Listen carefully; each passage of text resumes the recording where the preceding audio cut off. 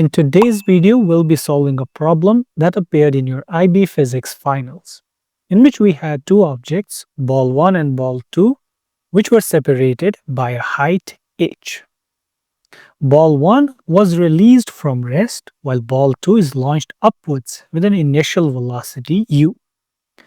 They move towards one another and meet. We are supposed to find the time it takes for them to meet. We are given the options.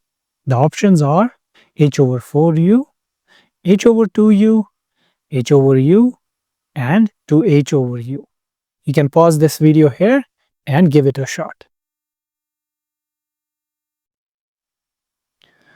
Alright, let's try this together. Ball 2 is launched upwards with velocity u, while as ball 1 is released from rest and they meet. The displacement of ball 2 is upwards, and let's call that y. So y is the displacement of ball 2.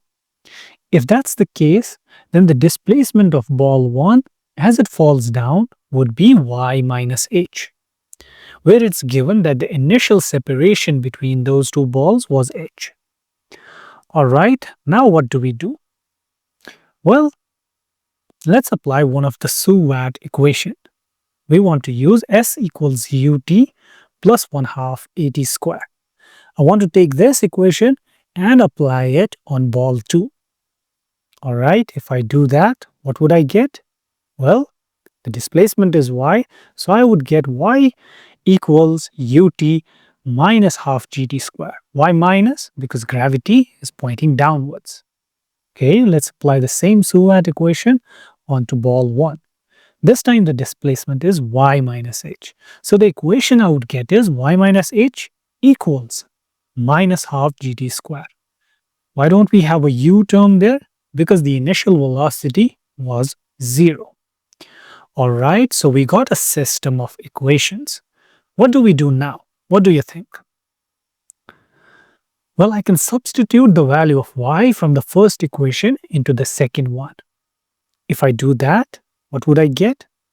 The equation I would get is ut minus half gt square minus h equals minus half gt square. I can simplify this equation because half gt square would cancel on both sides.